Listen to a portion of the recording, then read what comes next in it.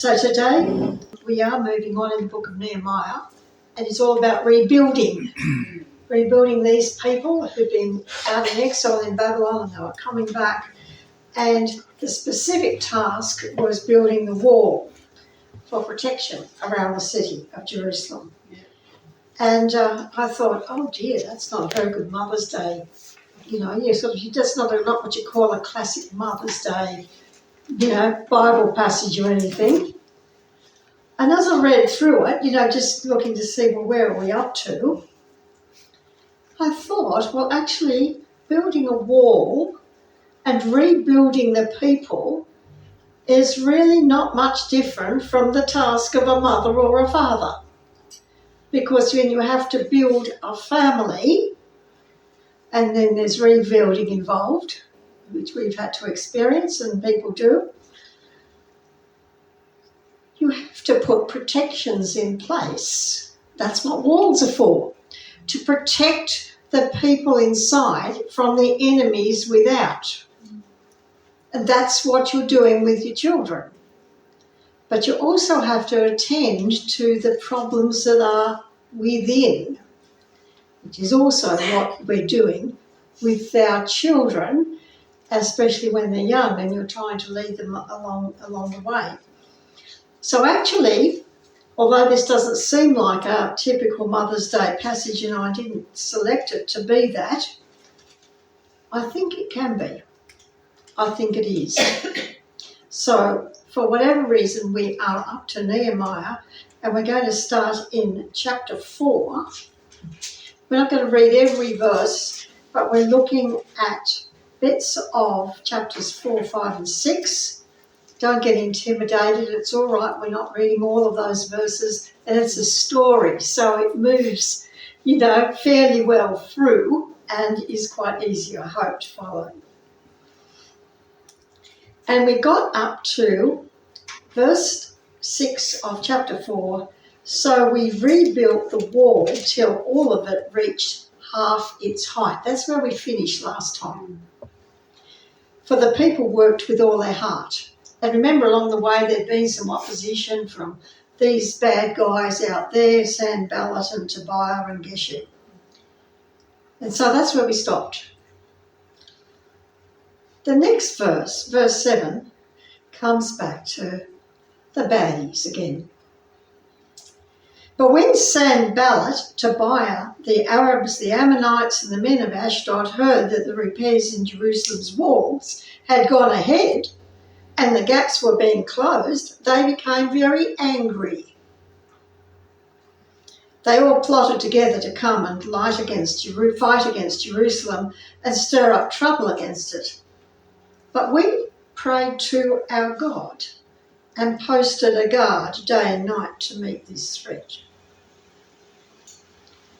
So I find that, and we're just going to pause there for a moment, because we find this a few times in this section. Nehemiah prays and then he takes action. And sometimes when we pray, there's no immediate action to take. We just leave it with God. But I can still remember back in 22 years ago, during the night, we were in England, Stuart turned the light on, which is not a typical behaviour. Normally, if he gets up, he doesn't wake me up, and I try not to wake him up. But this night, he turned the light on and he had a pain in his shoulder. And I looked at him and he also looked pale. And so my reaction was, something's wrong. My reaction was pray. So I prayed. But as I prayed, the words came into my mind, which I believe were from God, call the ambulance. So the prayer and action go together. And then, of course, I had to figure out what on earth is the phone number to ring emergency in England, because I didn't know it. I knew it in Australia, I knew it in Canada, where we'd been, and what on earth was it in England? And I looked in the phone book and couldn't find it. Anyway, eventually I did get it. But prayer and action. You pray, and sometimes God does tell you straight away. It's that quick. Do this. And I think that Nehemiah experienced that several times through this story.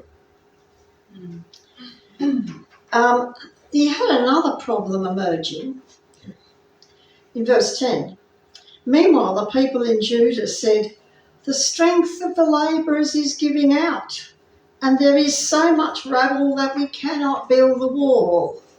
Discouragement. They thought they'd done enough. We've done half of it. We're not strong enough. We can't keep going. There's too much to do, and we haven't got the energy to do it. Maybe they thought we don't have the manpower to do it. We just don't have what it takes. So Nehemiah's got the enemies without and the outside, and he's also got discouragement from the people. And then in verse 12, verse 11, before they know it or see us, we will be right there among them, and we will kill them and put an end to the work. So another threat. Then the Jews who lived near there said, wherever you turn, they will attack us. Another intimidation tactic. So we've got the intimidation from the people outside, and we've got just the plain discouragement of the people feeling weak, probably feeling like there were too few of them. They didn't have this physical strength. They were exhausted. How was this job going to be completed? And if the wall was only half done, they were going to be vulnerable. What did Nehemiah do? Verse 13. Therefore, I stationed some of the people behind the lowest points of the wall at the exposed places, posting them by families with their swords, spears, and bows. So he gave them some weapons. Or said, pick up what you've got. And after I looked things over, I stood up and said to the nobles, the officials, and the rest of the people, don't be afraid of them. You know, the most repeated command in the Bible, right throughout the whole Bible, is fear not. Because it's our weakest point. True. And so I just simply stood up and broke through the whole of this fear barrier that had gone up. Fear that we're not strong enough, fear that we can't do it, fear that we haven't got enough people, fear that they actually will come and kill us, fear that they're going to knock down what we're doing. And he said, don't be afraid of them. Remember the Lord, who is great and awesome, and fight for your brothers, your sons and your daughters, your wives and your homes. Don't be afraid. Now, we never feel like we're strong enough, I don't think, when we're in the middle of a battle. I don't think I do. In fact, I don't. And then when our enemies heard that we were aware of their plot and that God had frustrated it, we all returned to the wall, each to his own work. See, sometimes we get afraid because we think we've got to do, we think of this whole big thing. I can't do all that. No, you're not meant to. Each to his or her own work. We're a team. That's what Nehemiah was trying to tell them. Don't be afraid. Don't be intimidated. And don't cast your eyes over everything that everybody else has to do. You do your little bit right here. And then from that day on, verse 16, half of my men did the work, while the other half were equipped with spears, shields, bows and armour. And so they went on like this. And verse 21, we continued the work with half the men holding spears from the first light of dawn till the stars came out. At that time, I also said to the people, have every man and his helper stay inside Jerusalem at night, so they can serve as guards by night and workmen by day. And I'm assuming that they all got time to sleep. It doesn't tell us that boring bit of information, but it was a bit of information I was looking for. Some rest time, please. I'm sure they had it. So they worked very hard, each to their capacity, and some of them couldn't do very much. But the bit they did was enough, because other people were standing at the side of them, and they did other jobs. Some of them did much. Jobs requiring a whole lot more strength. Now, in the middle of building the wall and dealing with these enemies out there, there's another issue that comes up. And it's an issue inside among the people.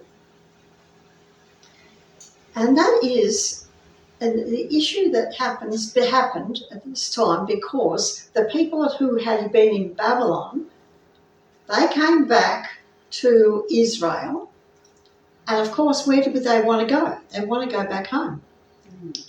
They want to go back to their own homes and their own land. And what had happened while they were away for 70 years is that the people who were left there claimed them.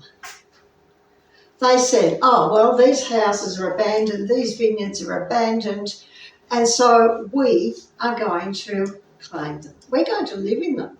We're going to work their vineyards and their farms and so forth, and we're going to use all of it. So when they came back, they had trouble trying to get access to what was their own family property. We see records of this same problem in the book of Ezekiel. It's backed up. It's a very well documented situation here. And so when they come back, the people who have been in the land all of this time, who tended to be the poorest, that were left there, the Babylonians took the people who they regarded as the best quality, who could work and who could be the intelligent ones and so forth. And the ones who were left and who were taking over all of this, they said, well, if you want your house and land again, you're going to have to pay us. And you're going to have to pay us a huge amount of interest, not just pay us for the house and land, but you're going to have to pay us all this extra money, because they saw, here's an opportunity to get rich. Now, how would you feel if you just made this journey to come back home to rebuild your people, and you've got a conflict within your people because you've got them and us, from the people who were in the land and the people who have just come back, who, they didn't come back bringing lots of money. They came back to rebuild together with the people who were left, to make one people again. And there was this barrier. So in chapter 5, there are some people who come to Nehemiah to say this situation is not right. It's not just. And you think, why are you trying to deal with a war? And you're trying to deal with all these enemies outside. And I think, Nehemiah, goodness me, what a job he had to do. Now suddenly he's got to deal with this. Chapter 5. Now the men and their wives raised a great outcry against their Jewish brothers, that is, the ones who had been in the land. Some were saying, we, our sons and daughters, are numerous. In order for us to eat and stay alive, we must get grain. Now that is reasonable. We need food, we need grain to feed our families. That's a genuine need. That's not greed. Others were saying, we're mortgaging our fields, our vineyards and our homes so that we can get grain during the famine. So obviously there's a famine going on there too, which complicates it. Others were saying, we've had to borrow money to pay the king's tax on our fields and vineyards. Although we're of the same flesh and blood as our countrymen, and although our sons are as good as theirs, yet we have to subject our sons and daughters to slavery. Some of our daughters have already been enslaved, but we're powerless because our fields and our vineyards belong to others. They're ours. Family rights. But these people have taken them. When Nehemiah heard about this in verse 6, he says, when I heard their outcry and these charges, I was very angry. I pondered them in my mind, and then, I'm sure I did that prayerfully too, and then accused the nobles and officials. I told them, you are exacting usury, that's the excessive interest, from your own countrymen. So I called together a large meeting to deal with them and said, as far as possible, we've brought back our Jewish brothers who were sold to the Gentiles. Now you are selling your brothers, only for them to be sold back to us. They kept quiet because they had nothing to say. So I continued. What you are doing is not right. Shouldn't you walk in the fear of our God to avoid the reproach of the Gentile enemies? I and my brothers and my men are also lending the people money and grain, but we let the exacting of this high interest stop. Give back to them immediately their fields, vineyards, olive groves and houses, and also the high interest you are charging them. And he goes on about that. And they said, in verse 12, amazingly, we will give it back. That is amazing to me. You know what people were like with money and property? We will give it back, and we will not demand anything more from them. We will do as you say. Now, there's a principle involved here that I think would have been in Nehemiah's mind in terms of what was right. And I'm going to read just a tiny bit from Isaiah chapter 58, which he would have known very well. You see, there's the difference between acting in a religious way, and this is really about fasting. You know, the people who said, oh, these are the rules of fasting. You know, it came up in Jesus' time. If you really want to win favour with God, you've got to fast in this kind of way, and you've got to, measure out what you eat, what you don't eat, and all this kind of stuff. And it's all very, very legalised. And Isaiah says something very unexpected. He's a prophet. So what should prophets do? They should be keeping the law. They should be preaching to keep the law, which they do. But Isaiah recognised the difference between true fasting, the kind that God actually wanted, and this kind of fake fasting, which was very religious, had lots of rules about it, and was there to really make a good impression on God. Except I don't think God really, I don't really think you can make a good impression on God. He knows us too well. And they've been going on with all their rituals and everything. And in verse 3 of chapter 58 of Isaiah, they say, why have we fasted and you, God, have not seen it? Why have we humbled ourselves and you have not noticed? In other words, they've been giving all of this, they've been doing all this stuff in order to get from God. You know, when you go through all the rituals, you go through the religious stuff in order to get from God. And God doesn't seem to be giving them what they want. God, why aren't you being impressed by all my religiosity? Well, he's just been quiet. He's wanting them to figure out that maybe there's something they've missed. And Isaiah says here, this is part of the answer back to them, he says, your fasting ends in quarrelling and strife. Well, that's not what fasting is supposed to do, is it? And then striking each other with wicked fists. You cannot fast as you do today and expect your voice to be heard on high. Is this the kind of fast I have chosen only a day for man to humble himself. There's something wrong with the fruit of the fasting. There's something wrong with the effects on the people, on the relationships. And then it goes on to say the kind of fasting that God's interested in, down in verse 6. Is not this the kind of fasting that I, God, have chosen, to loose the chains of injustice and untie the cords of the yoke, bondages, to set the oppressed free and to break every yoke? Is it not to share your food with the hungry and provide the poor wanderer with shelter?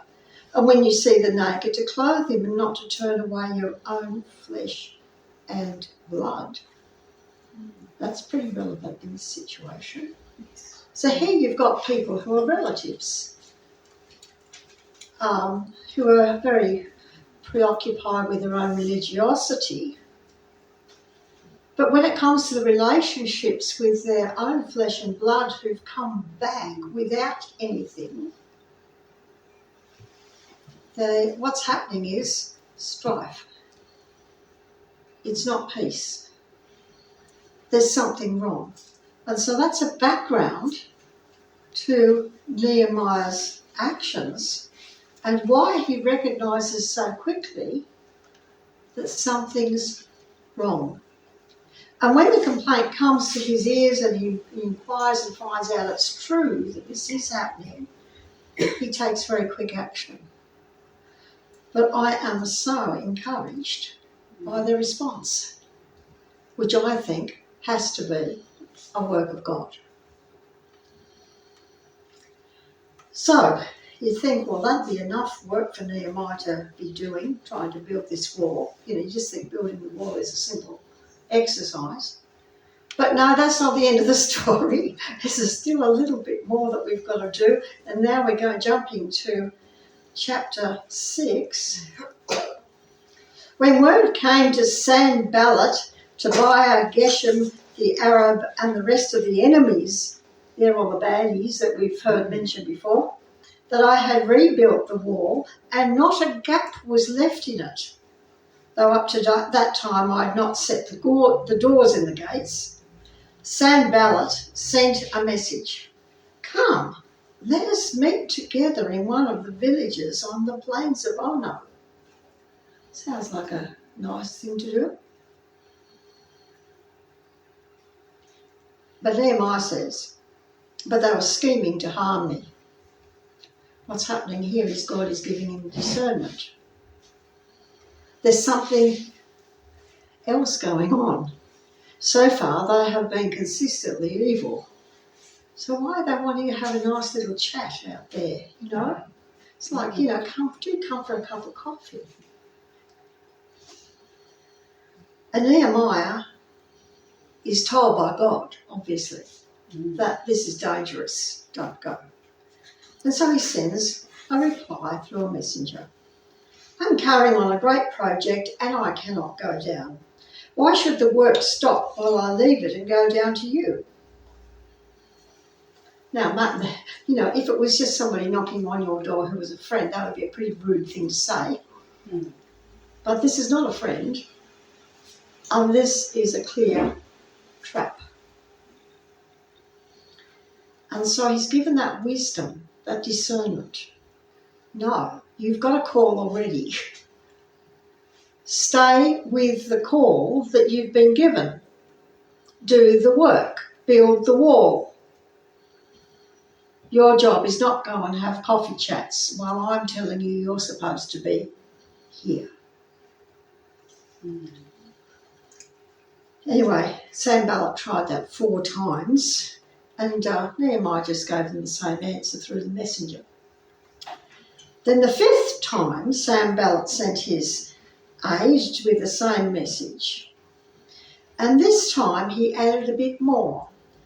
Oh, it's reported among the nations, and Geshem says it's true. Well, I'm sorry, but I wouldn't believe a word that Geshem says. that you and the Jews are plotting to revolt, and therefore you're building the wall. Moreover, according to these reports, you're about to become their king, and have even appointed prophets to make this proclamation. Da, da, da. So Nehemiah simply gets a messenger and says a reply. Nothing like what you're saying is happening, you are just making it up out of your head. Full stop. I like my Nehemiah, he's a straight talker. It's absolutely crucial for Nehemiah that he stays with the job that he's called to do, because if he doesn't, he's probably going to be dead. And that wall would not be built, and the people would not be protected, and these guys would come in, and it wouldn't just be Nehemiah who's dead, it would be the people. Verse 9, they were all trying to frighten us, thinking their hands will get too weak for the work and it will not be completed. Well, that's what they hoped. But I prayed, now strengthen my hands. I just find it interesting in the Bible so many times when people feel like they can't do something, instead of saying, oh, I can't do something, which is what I often say. I mean, sometimes we've got to say that. But if there is a command by God to do something and you feel like you can't do it, then it's perfectly reasonable to say, well, God, you called me to do this, therefore you give me the strength to do it. Otherwise I can't do it. And so he prays, now strengthen my hands. Right response. And after 5 of these kinds of messages, one day he goes to visit a guy who is in his house. He was shut in his home, some kind of housebound situation. And this man says, come and let us meet in the temple in the house of the Lord, and let us close the temple doors because people are coming to kill you, and they're coming to kill you at night time. Mm-hmm. Now this is a Jewish man. This is not one of those baddies out there. But obviously the Lord gives Nehemiah discernment again. And he says, should a man like me run away? Or should one like me go into the temple to save his life? I will not go. That's what people did. They went to the temple and grabbed the horns of the altar to try and be safe. He found out later that these 3 baddies had hired this Jewish man to try and get him out that way. So the amount of guarding that Nehemiah's got to be doing, he's got to almost have eyes in the back of his head, because the enemies are those people without. He's got issues of injustice within his own people. And then he's got somebody who was tricked and was vulnerable enough to probably accept some money, probably needed some money, from the baddies to give him over to them. But we're going to finish with verse 15. So the wall was completed. Isn't that good news? On the 25th day of Elul, that's about August, in 52 days. That's just under 2 months. I think that is amazing. What was that, Halia? I said, when you know how big the wall was all around it. Yes. Circumference, that's beautiful. It was. I've been to Israel. I haven't been to all the gates, but we've been to Israel once. 2014 where I would go. And I just can't imagine finishing it in 52 days. Especially when you think about these forces that were against him and the distractions that were there to try, it's like every tactic possible. And no modern technology back then either. No, there was no modern technology for sure. And then in verse 16, When all our enemies heard about this, all the surrounding nations were afraid and lost their self-confidence because they realised that this work had been done with the help of our God. Hallelujah. So that's where we're finishing. And, I think, I just go back to Mother's Day again, the whole business of parenting and building families and building relationships and people and community and all of that is not dissimilar. We would like it all to be straightforward and let's just all have a lovely, jolly time. But the reality of life is that there are testings from outside and there are testings from inside. But we have to stay firm to the vision and the call that God has for us, and He will help us to achieve it. Amen.